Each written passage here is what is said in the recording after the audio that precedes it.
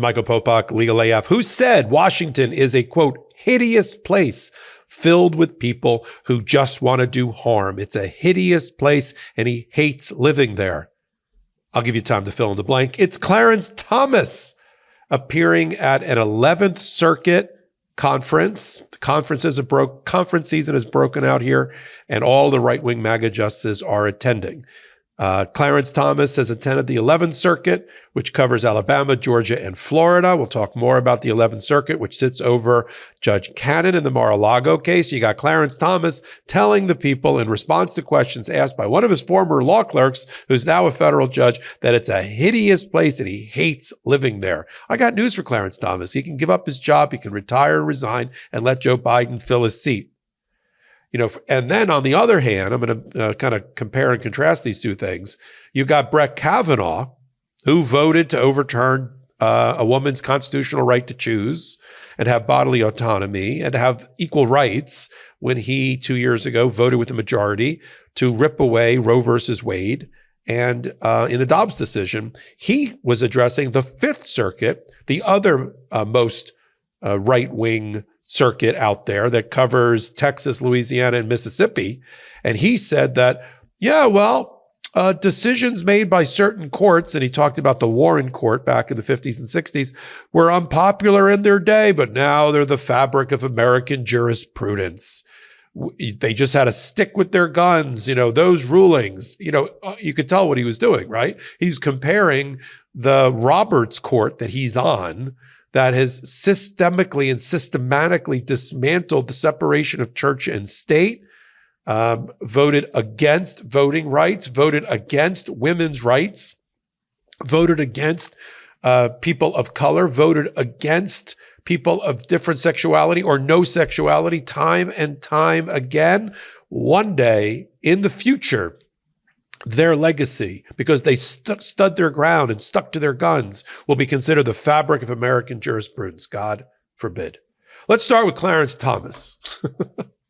Clarence Thomas, who has been the focus of a Pulitzer Prize-winning ProPublica investigation into all of the dirty money he took from lobbyists, people who had business in front of the court, right-wing MAGA Federalist Society people that have taken him and his wife, Ginny, we'll talk about her in a minute, her role in the attempted overthrow of our democracy, taking them on elaborate, luxury, all-expense paid hunting trips, yachting trips, trips abroad, trips to exclusive glamping type locations in America, so they could sit around the campfire roasting marshmallows and talking about how to overthrow democracy. All reported, none of it disclosed properly by Clarence Thomas. He talks about it's a hideous place. It's a hideous place for people who take backdoor deals with people that have business before the court, refuse to recuse themselves or disqualify themselves from cases, including about Donald Trump. And yeah, I could see it being a hideous place for you. I'm going to read you some quotes from his speech or his interview, if you will, a softball interview at the 11th Circuit, and then compare it to Kavanaugh basically saying, you may hate us now. You may hate all the decisions we've made to tear down the wall between church and state and rip away a woman's right to choose and give her equal rights in America and all. But one day you'll love us. One day we'll be part of the American fabric of jurisprudence. You'll see. Just give us time and more cases. Brett Kavanaugh said 60 cases or so on average a year to the United States Supreme Court's not enough. We need more, right? We have to lift up the hood of the engine of democracy, and we got to monkey around in there more. More cases, 75 cases he wants. Let's start with Clarence Thomas. So he said that his wife and he have faced nastiness and lies over the last several years, and that Washington, D.C. is a hideous place. It's always great when you have a lifetime appointed Supreme Court justice tell you that he hates the place he lives and the people are wrongfully attacking him. Ginny Thomas, listen, she has been the founder or donor for major right-wing conspiracy theory, Federalist Society-led organizations, PACs, and other entities for a long, long time. She has regularly appears before the court. It's either her or entities that she supports submitting briefs to the court or having business in front of the court, and all of it to try to overthrow democracy. There are dozens and dozens of text messages that Ginny Thomas sent to elected officials and election officials to try to argue that Joe Biden illegally won the election in 2020 and that Donald Trump was the rightful winner of that election, pressuring people around the country. She testified to the Jan 6 committee. She was probably this close to being prosecuted by the special counsel. Only because her last name was Thomas was that avoided. Look up Ginny Thomas. I'll give you time on this hot take. She is a long-time member of cults. She had been in a cult before. I'm not making this up. She had been in a cult before she met Clarence Thomas, and then fell into the Tea Party, Jan 6, MAGA cult after. And whereas most legitimate Supreme Court justices would recuse themselves if their wife or her foundation had business before the court, not Clarence Thomas. So, of course, Clarence Thomas doesn't like that ProPublica and other media have outed him for selling his longtime family home to a right-wing a lawyer who regularly appears before the court, having another donor pay for the tuition for his nephew, taking hundreds of thousands, approaching millions of dollars of gifts from right-wing MAGA Federalist Society people and going with them on these trips, not disclosing it, and not recusing himself when business is before the court. And, that investigation was so well done that by ProPublica primarily, it won a Pulitzer recently for that. He doesn't like the fact that his $300,000 RV that he talks about, I like RVing because I'm a man of the people and I like to go to little small rural towns off of the interstate highway and meet people. That's my Clarence Thomas. Turns out that $300,000 RV, man of the people, was bought primarily with foreign money. So of course he doesn't like Washington.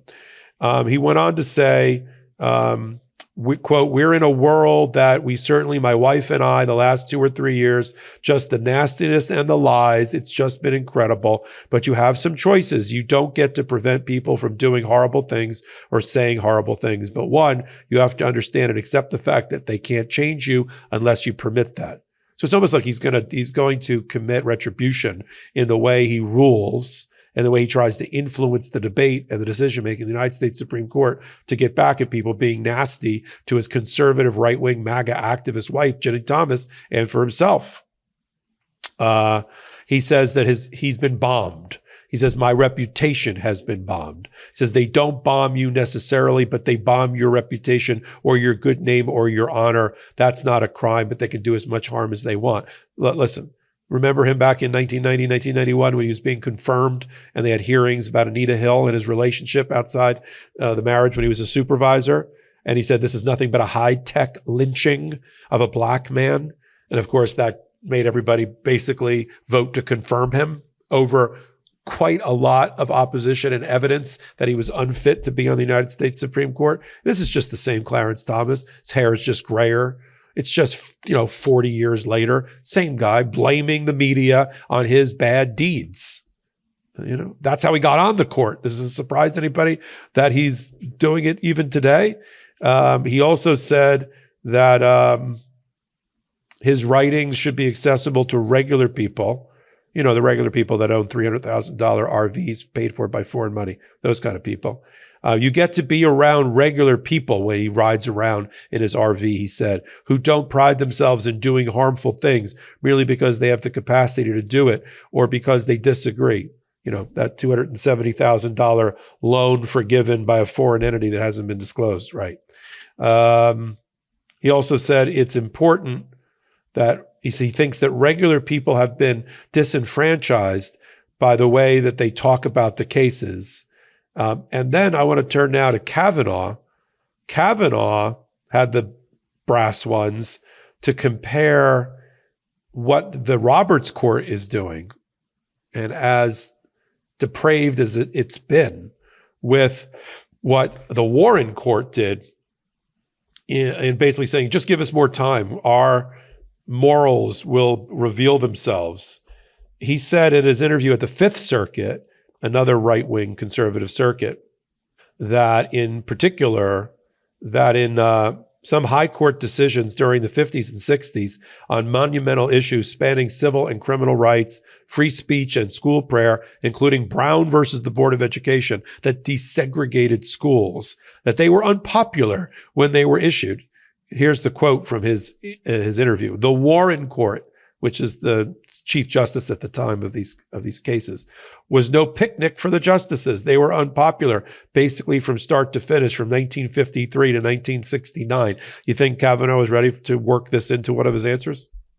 What the court kept doing, according to Kavanaugh, is playing itself. I think he means sticking to their guns, sticking to its principles.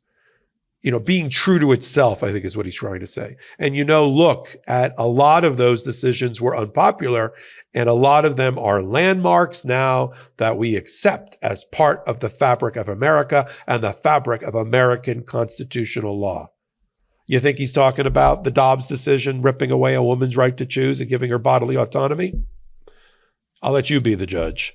He then said this jaw-dropping comment.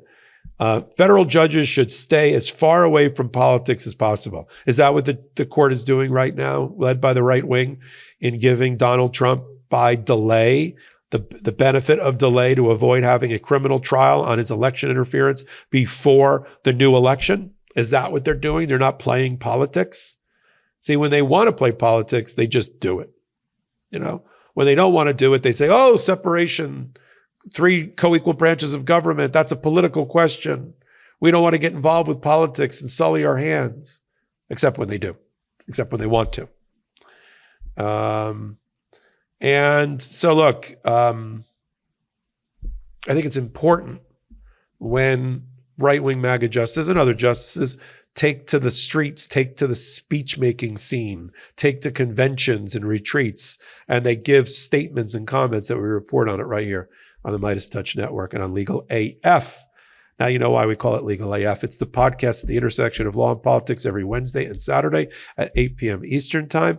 And then on YouTube, on audio podcast platforms of your choice. If you like what I'm doing, leave me a comment and a thumbs up. It helps keep me on the air, so to speak. Go over to the YouTube for MeidasTouch. Go to playlist, look for Michael Popok, and you'll find it all. And if you like the law, talking about Kavanaugh and Thomas, and you want to learn more about the law at the bottom, the molecular level, the DNA of our hot takes, of our Legal AF, the law at the intersection of law and politics, for lawyers and non-lawyers alike, we're doing a Patreon, patreon.com/legalaf, where we're focused, Ben Meiselas and me are focused on teaching you the basic concepts. We don't dumb it down. We keep it at a high level, but at an informative and entertaining level, so you understand federal versus state practice. You understand criminal versus civil practice. You understand procedural law, civil rights, voting rights, women's rights, immigration rights, constitutional cases and concepts, class actions, arbitrations, mediations, you name it. We cover it with unique, specific, curated, exclusive Patreon video content. So until it's patreon.com/legalaf, the entry level membership is about the price of a large cup of coffee in your town. I'll put it that way, per month. So until my next hot take, until my next Legal AF, until my next Patreon exclusive content. This is Michael Popok reporting. Heary, heary, Legal AF Law Breakdown is now in session. Go beyond the headlines and get a deep dive into the important legal concepts you need to know, and we discuss every day on Legal AF. Exclusive content you won't find anywhere else, all for the price of a couple of cups of coffee. Join us at patreon.com/legalaf. That's patreon.com/legalaf.